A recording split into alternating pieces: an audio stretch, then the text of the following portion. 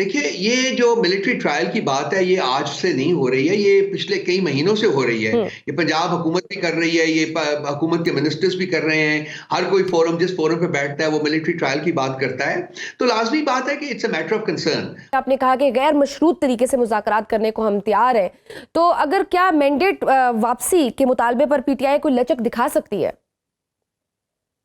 देखिए, हमारे 3 मुतालबात हैं बेसिकली। एक सबसे इंपॉर्टेंट मुतालबा हमारा ये है कि जी खान साहब और बाकी तमाम जो पॉलिटिकल प्रिजनर्स हैं, जो बेगुनाह कैद हैं पिछले डेढ़ साल से, उनको आज़ाद किया जाए। हम्म। इसके अलावा 2 मुतालबात हमारे और हैं। एक हमारे मैंडेट की वापसी है और reversal of the 26 constitutional amendment, जो हम फील करते हैं जिसकी वजह से जुडिशरी, जो कि एक सबसे इंपॉर्टेंट पिलर है रियासत का, वो क्रिपल होकर रह गई है और इस मुल्क में अब अदलिया नाम की कोई चीज़ मौजूद नहीं है। ये 3 हमारे मुतालबात हैं, लेकिन इनमें से हमें हमें एहसास है इस चीज का कि मुतालबे एक दिन में पूरे नहीं होते हैं। एक नेगोशिएशंस का अमल होगा, एक बातचीत का अमल होगा जो कि जारी रहेगा, and hopefully at the conclusion of that इस सिलसिले में किसी हम आहंगी जो है हम में पैदा हो जाएगी या एग्रीमेंट कोई हो जाएगा। लेकिन एक चीज तो स्टेट में हो सकती है। अब पॉलिटिकल प्रिजनर्स को कैद रखने का क्या लॉजिक है? डेढ़ साल से वो पड़े हुए हैं।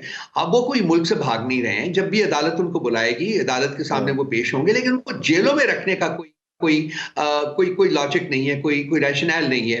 तो कम से कम एक एनवायरनमेंट क्रिएट करने के लिए, एक बातचीत का माहौल जो है उसको साजगार बनाने के लिए, अगर हुकूमत ये पॉलिटिकल प्रिजनर्स जो हैं उनको आजाद कर दे, तो एक मेरा ख्याल है कि एक पॉजिटिव कंट्रीब्यूशन हो सकती है। बट सर, अगर हम देखें तो हुकूमत इस दफा आप लोगों की मुतालबात के ऑफर को कुछ ज्यादा संजीदा नहीं ले रही।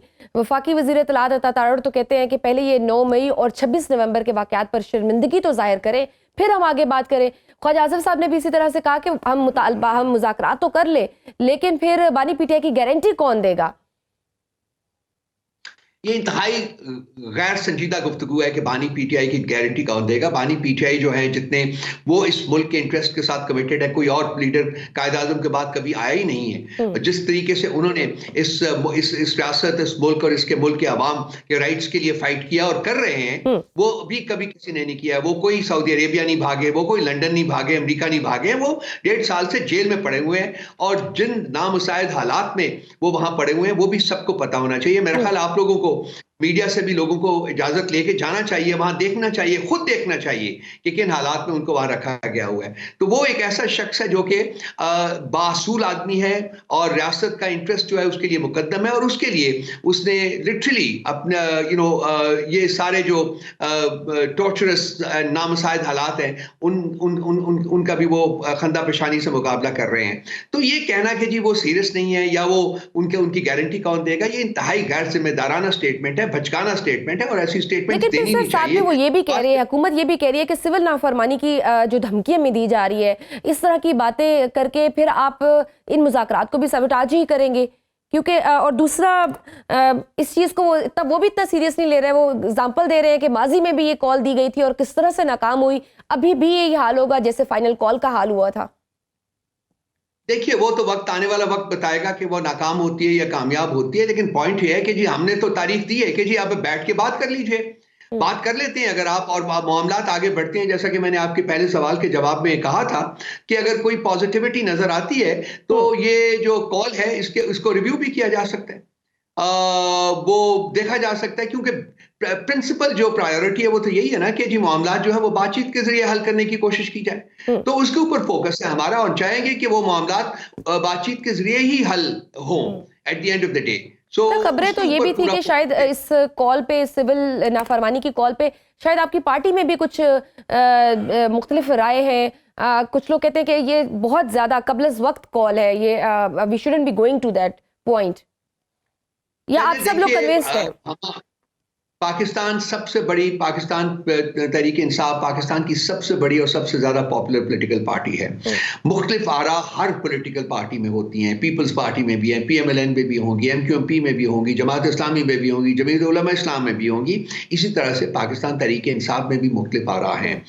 हमारे पास फोरम्स मौजूद हैं, पॉलिटिकल कमेटी हो या कोर कमेटी हो, उन फोरम्स के ऊपर तमाम जो इश्यूज होते हैं उनको एग्जॉस्टिवली डिस्कस किया जाता है, उनको डिटेल में डिस्कस किया जाता है। और उसके बाद एक कंसेंसस से या मेजॉरिटी वोट से एक फैसला किया जाता है। और जब वो फैसला हो जाता है तो जमात के तमाम मेंबरान जो हैं वो उनको वो फैसला जो है वो अपने फैसला नहीं बल्कि अपनी पार्टी के फैसले के तौर के ऊपर एक्सेप्ट करना पड़ता है। यही एक तरीका है, यही एक मैकेनिज्म जो कि तमाम पॉलिटिकल पार्टीज फॉलो करती हैं। हम भी वही जो मैकेनिज्म है वही फॉलो करते हैं। तो जो भी फैसला होगा वो पॉलिटिकल कमेटी के फोरम के ऊपर होगा और वो फिर फैसला जो है वो पार्टी का फैसला होगा। ठीक, लेकिन सर आपको ये मुज़ाकरात व्हाट डू यू थिंक किन बेसिस पे होंगे? क्योंकि आपको लगता है हुकूमत के पास वो सब वो दे सकती है जो आपके मुतालबात हैं, मतलब ये कहाँ किन ग्राउंड्स पे होगा?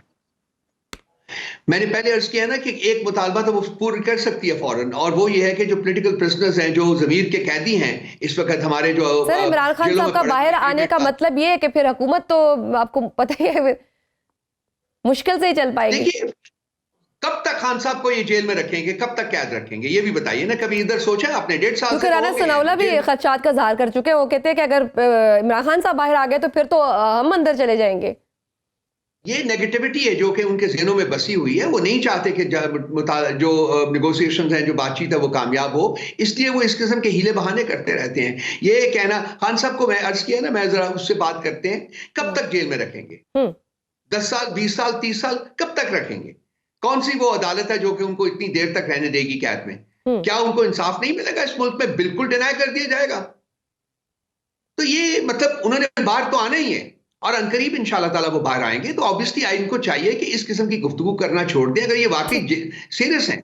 सर दूसरी तरफ जनरल रिटायर्ड फैज हमीद की चार्जशीट भी हमारे सामने आई है। उनके बाद इमरान खान के मिलिट्री ट्रायल की भी अफवाहें फैली हुई है कि क्या पार्टी में भी किसी सतह पर ये खदशात मौजूद है? क्योंकि माजी में भी इमरान खान साहब ने भी इन खदशात का इजहार किया है कि जनरल फैज साहब को मेरे खिलाफ इस्तेमाल किया जा सकता है। देखिए ये जो मिलिट्री ट्रायल की बात है ये आज से नहीं हो रही है, ये पिछले कई महीनों से हो रही है। ये पंजाब हुकूमत भी कर रही है, ये हुकूमत के मिनिस्टर्स भी कर रहे हैं। हर कोई फोरम जिस फोरम पे बैठता है वो मिलिट्री ट्रायल की बात करता है। तो लाजमी बात है कि it's a matter of concern और हम इसको कोर्ट में फाइट भी कर रहे हैं। और अब मेरा ख्याल है कि जो ये कॉन्स्टिट्यूशनल बेंच बना है उसने हमारा ये मामला टेकअप भी किया है और ये इस हफ्ते भी बात हो रही है, अगले वीक में भी मेरा ख्याल है वो बात होगी। तो इस सिलसिले में आई होप कि कोई बेहतर जो है रिजल्ट जो है वो अदालत के थ्रू सामने आ सके।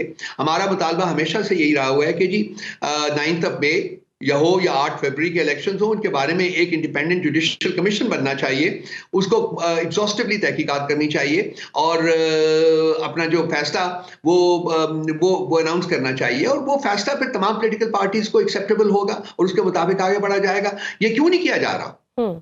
अगर इतना सॉलिड इनके पास केस है तो उस केस को लेके जाएं जुडिशियल कमीशन के पास। ठीक सर, एक ऑल्टरनेटिव इस सारे क्योस में एक सोल्यूशन दी जा रही है मुख्तलिफ हलकों से कि कौमी हुकूमत बन जाए। इससे शायद हर पार्टी कहीं ना कहीं एडजस्ट हो जाएगी, ये बेहतर है और उसके बाद नए इंतखाबात की तरफ जाया जाए। ये मैं सुनता रहता हूँ शजिया, मैं आपको जरा बात करना चाहूंगा इस मसले के ऊपर। देखिए ये सियासी जनाजे जो है ना वो रंग बरंग के चूरन लेके आ जाते हैं बेचने के लिए। ये जो लोग हैं इस वक्त जो इस किस्म की सजेशंस लेके आते हैं कि जी सबको हिस्सा मिल जाएगा। देखिए जमहूरियत और आइन का मतलब ये नहीं कि सबको हिस्सा मिले। जमहूरियत और आइन का मतलब ये है कि अवाम की राय के मुताबिक हुकूमत बने, वो एक पार्टी हो उसमें या 2 पार्टीज हो, ठीक है। सबकी राय जो होती है वो होती है पार्लियामेंट के अंदर, वो अपने राय का इज़हार करते हैं। अब ग्राउंड रियलिटीज ये है ना कि कोई भी अपनी जगह छोड़ने को तैयार नहीं है ना। हुकूमत भी पीछे हटने को तैयार नहीं है, आपको पता है एस्टेब्लिशमेंट भी पीछे हटने को तैयार नहीं है। तो एक स्टेगनेट सिचुएशन है, तो उसको थोड़ा लो डाउन करने के लिए सिचुएशन को थोड़ा उस वोलेटाइल थोड़ा कम हो तो शायद could there that be the possibility कि चीज बेहतर हो जाए, हालात थोड़े बेहतर हो जाए। देखिए मैं बात में जो मुकम्मल कर लेने दीजिए फिर मैं आपकी बात की तरफ आता हूँ। देखिए ये जो सियासी जनाजे हैं, ये जो अब चूरन लेके आते हैं, ये इनका चूरन जो है वो बिकने के टाइम खत्म हो चुके हुए हैं। अब आवाम जो है वो अपने मामलात को समझ चुके हुए हैं, वो एक दिमाग रखते हैं और वो सोच रखते हैं और उसके मुताबिक उन्होंने खान को 2/3 मेजॉरिटी 8 फरवरी को दी थी।